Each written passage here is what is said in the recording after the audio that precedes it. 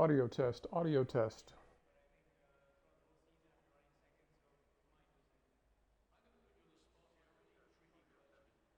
Hey everybody, thanks for joining me. This is a quick video about something I've been giving quite a bit of thought this week. It's something I give a lot of thought to all the time, and that's trail braking. Because it's hard and it's foreign. I know when I started sim racing about a year ago, I had no idea what it was, what it meant, how to do it. It was a completely foreign concept to me. I mean, it's just not something we do in our daily lives when we're driving from point A to point B. Unless you're on a racetrack trying to push a car to its limit, trail braking really doesn't come into play at all. And until I started sim racing, I had zero experience in that whatsoever. So it's something that I spent a lot of time trying to learn how to do. It's a work in progress. I'm a lot better at it than I was 6 months ago, or especially a year ago. But there are always areas that you can improve in. Um, I think that I'm not going to get into exactly what trail braking is and how to do it and all of that. There are much better resources for that sort of thing than me. And I think Scott Mansell over at Driver 61 has some fantastic content regarding trail braking, and I encourage you to check it out if it's something you want to learn a little bit more about. But just fundamentally, if you listen to Scott or other professional drivers talk about trail braking, what they're really talking about is a method of using the brakes in order to keep the car balanced through the entry phase of the corner that you're taking. Okay, it's all about the balance of the car, and because of that, the replays I'm going to show you that I put together are replays using the helmet cam, so you can see the car moving around a bit. Um, but I started thinking about it the last couple of days a lot because we are doing an invitational, GT4 invitational race tonight at Suzuka. And Suzuka is probably my worst track in ACC. Um, I, I imagine it's probably close to the track that I've spent the least amount of time on. And it's a track that I struggle in a lot of the corners more than any other place. So that combination put together means that it's just not a strong track for me. It's also the last track we race in our league in about a month. So I've been spending some time on it, both to try to get ready for the invitational tonight so I don't completely embarrass myself, and also to try to, build towards the league race a month or so away. So I think anyone who's raced on Suzuka knows that those first two corners, turns 1 and turn 2, are about as tricky of corners as you can get in all of the tracks in ACC. Really hard to get them right, really easy to screw them up. And for me personally, I tend to know that I'm not driving very well when I'm either not sure what I'm doing from a braking standpoint, or I know what I'm trying to do, but I'm just going about it in a very ham-fisted way, right? And so as I was practicing this week, and specifically as I was looking at turns 1 and 2 to try to improve there, both on my speed and my consistency, one of the first things I always address is, well, okay, what am I doing in these corners from the standpoint of braking, right? I think one of the early misconceptions that I had, and it takes a while, I think, to come to this realization, is that, first of all, trail braking is not created equally in every corner. Some corners absolutely demand trail braking and heavy trail braking. Some corners you don't use trail braking at all, or you use it somewhere in the middle, more of a modulated or shorter trail brake. So I got to thinking about that when I started thinking about turns 1 and 2. And what I want to do first, before we jump on Suzuka, is I want to show you turn 1 at Nürburgring. because it is a great example of a corner that you should really always be trail braking into and trail braking heavily.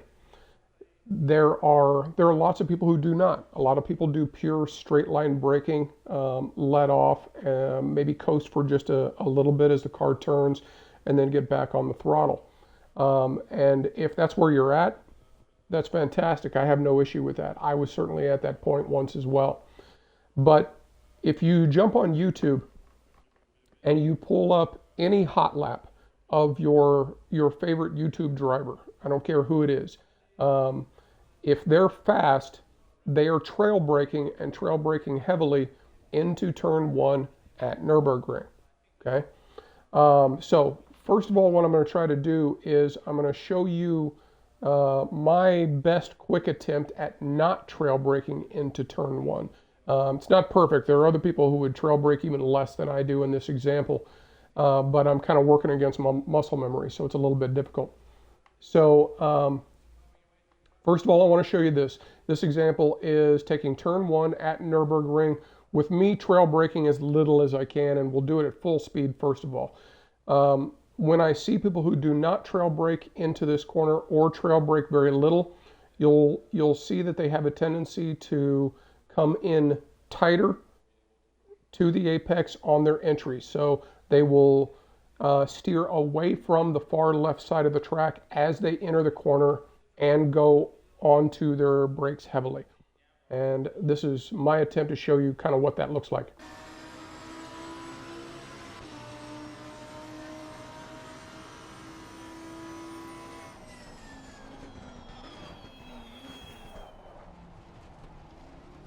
There's still a little bit of trail braking that happened there, but it's not a ton, and certainly not compared to what I'm going to show you next.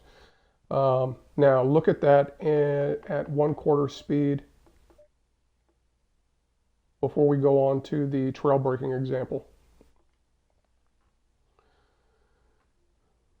You'll see me come off of the left side and point the nose much more directly at the apex as I go into the hard braking phase.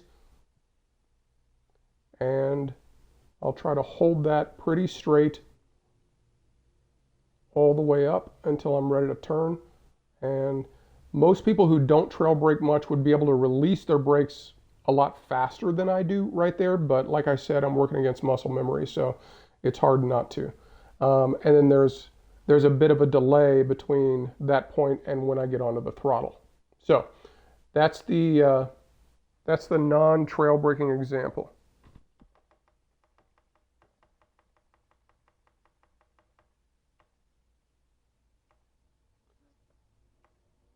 Okay, so trail braking, and you'll see this, as I said, with every fast person you can find on YouTube.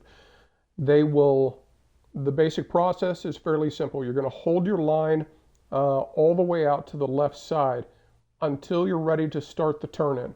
So you're going to go hard on the brakes, maintaining a straight line down the left side, and then as you start to turn in, so you're going to be coming in much wider into the corner than someone who does not trail brake as much.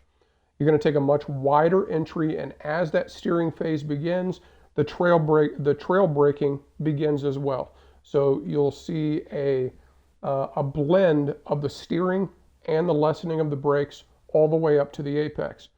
The other thing that I think you'll have a tendency to see for someone who does trail brake into a corner like this is that you'll see virtually no delay between the time that the brake ends and the time that the throttle begins. Whereas someone who does not trail brake, I think you'll have a much greater tendency to see them come off of the brake than a delay while they coast before they get back onto the throttle. And let's do that at full speed first.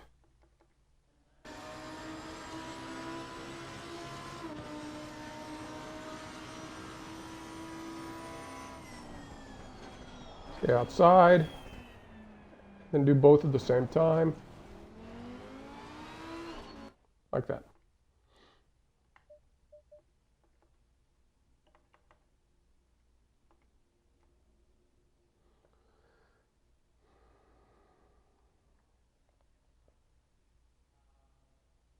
Notice how much wider I keep the car compared to the first example. The really good guys, they'll have it right out there on the paint. The people who are better than I am, they'll have it out there the entire time. Brake starts coming off. The more severe the turning becomes, the less the braking becomes.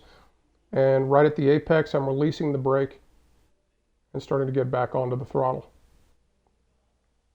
Everything is much more blended.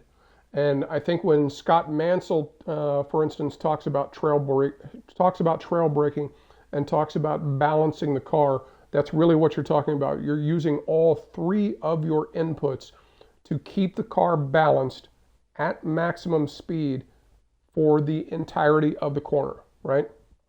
The more balanced the car is, the more you are maximizing the grip that is available on all four tires, and therefore maximizing your speed through the corner. That's the basic fundamental idea behind trail braking. And you achieve that by using the brakes, the throttle, and the steering all at the same time in order to keep the car balanced to achieve that result. When you're doing much more pure straight line braking, like in the first example, you're kind of, in my mind, you're kind of breaking those up into discrete phases where you're not blending them, right? You're doing a heavy straight line brake, so all of the grip is being used for the brake. Then you're going to coast for just a hair so that all of the grip is being applied to the turning point right there at the apex. And then you'll be able to get back onto the accelerator hard using all of that grip for the acceleration and the very last part of the turn.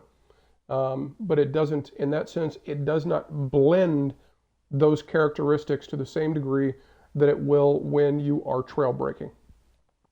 Okay, so I started with this corner because I think it's a good example of where you should always be trail braking. I think if you want to watch the fastest people in sim racing, they are all going to do it almost just like the second example I showed you. They're going to do it better than I do. And you'll see some slight variation on the extent they hold the trail braking and just a little bit maybe on the line that they take. But by and large, if you play them all next to each other, they're going to look very, very close to each other. Now, let's jump over to Suzuka, which is an entirely different animal. The turns 1 and 2, if you did the same exercise where you jumped online and started looking at your favorite sim racers, watching replays of them take turns 1 and turn 2 at Suzuka, you are going to see a vast difference on how they brake and how they approach the corner, quite frankly. Let's go to a no trail brake version first.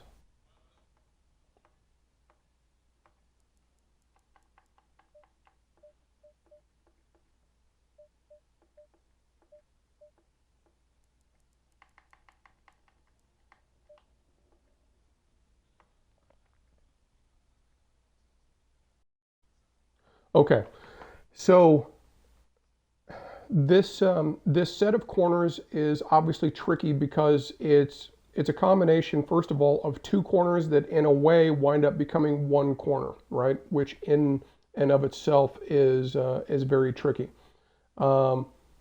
It's also a very heavy braking zone for the most part to begin with, followed by a second relatively heavy braking zone. And how do you handle that combination of events is really the question that you have to ask yourself when you're trying to learn these two corners. There are a couple of different approaches to it that I'm going to show you. And you're going to, if you do that exercise like I suggested and watch your favorite YouTubers and watch how they do it, you're going to see every example you can think of from one extreme to the other and everything in between. And it's a good example of where trail braking starts to get into very muddy waters. Unlike the Nürburgring Turn 1, where pretty much everybody does it the same way, that is simply not the case with these two corners. So the first one I'm going to show you is my attempt to do it essentially with no trail braking. I'm going to split these two corners up into essentially two different corners with two discrete braking zones. So I'm not trying to blend anything when I do this. So it's going to be a hard brake into turn 1, turn the car, hard brake into turn 2, make the second turn.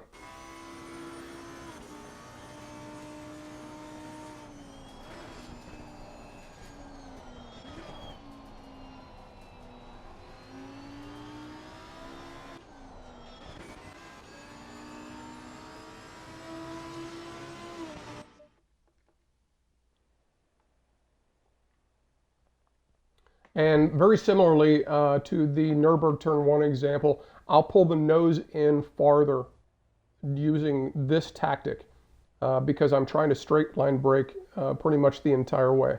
So hit the apex, off the brakes completely, get the car turned, straighten it back up, hard on the brakes again, downshift, then come off the brakes and look for my second apex. Okay? Okay, so pretty straightforward. And I think my suggestion is that if you're new to Suzuka or you're new to trail braking, if it's a skill that you haven't really developed yet, this first example is probably where you should start as far as using an approach to these two corners, because it is the most straightforward and the least demanding on your skills. It'll be more repeatable for you, and you'll make fewer mistakes, I think, if you take this approach. Now, moving on to a trail braking approach.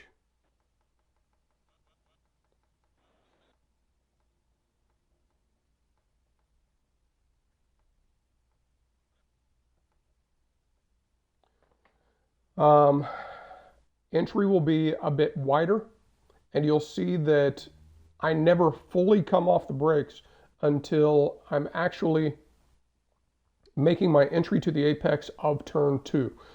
This is the blending of all three inputs in order to keep the car balanced throughout the two corners to maintain as much speed as I can.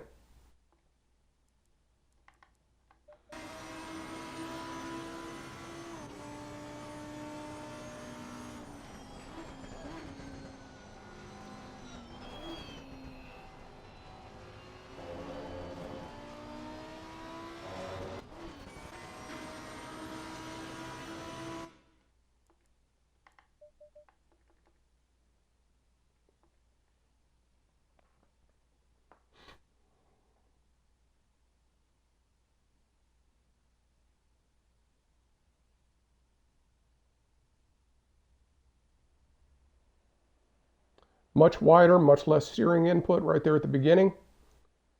Start coming off the brakes as I turn, but I never release them entirely. As I start to straighten back up, come back harder on the brakes again. And then trail brake once again, going into the second apex.